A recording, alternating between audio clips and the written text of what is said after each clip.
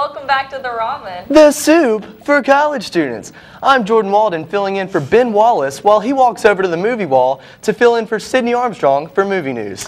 And on that note, Jordan, let's kick it over to Ben Wallace, who is filling in for Sydney Armstrong to fill you in on what movies are filling the theaters this weekend. Wow, K squared. That sure is a lot of filling. Over to you, Ben. Well, that was filling. Thanks, guys, for that drawn-out introduction. This past weekend marked a special victory for box office sales in November, since the weekend box office totaled $151 million, only $2 million away from the highest-earning box office weekend of all time. Leading the income-absorbing weekend movies was Megamind with a whopping $47.7 million. Looks like the bad guys, played by Will Ferrell and Jonah Hill, are still winning in the box office and life. Oh yeah, this movie's hot. Moviegoers also raced to the theaters to see Zach Galifianakis and Robert Downey Jr. Race to get a baby.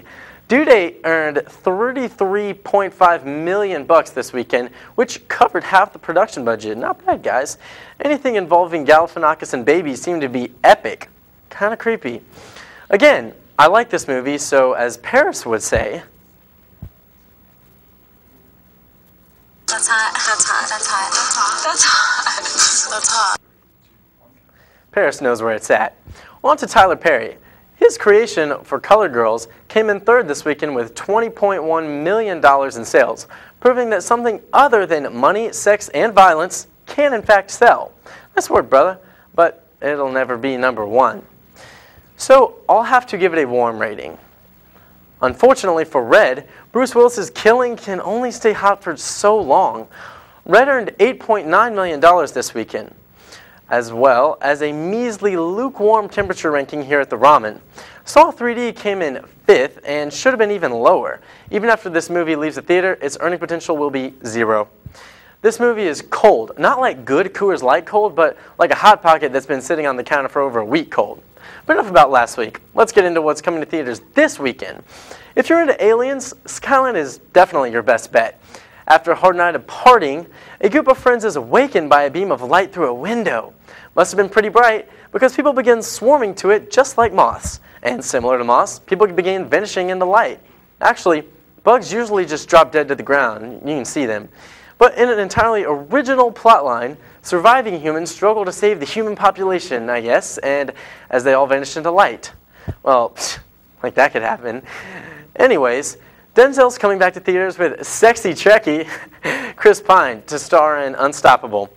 Denzel plays an engineer who needs to stop a ghost train moving at a ridiculously high speed that is also carrying toxic materials.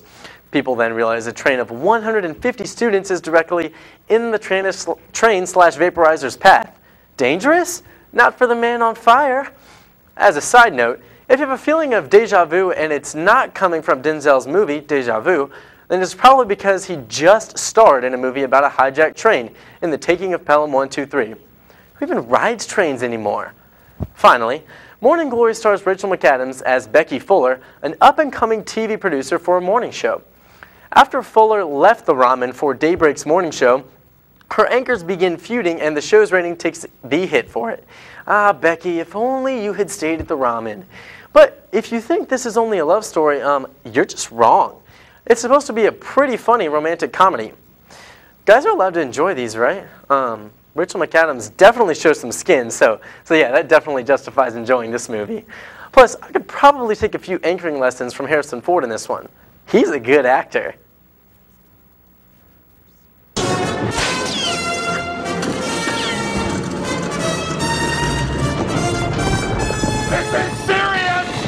Indiana Jones, goodness. I'm actually getting carried away though, so here are some rave movie commercials and I'll see you back at the desk.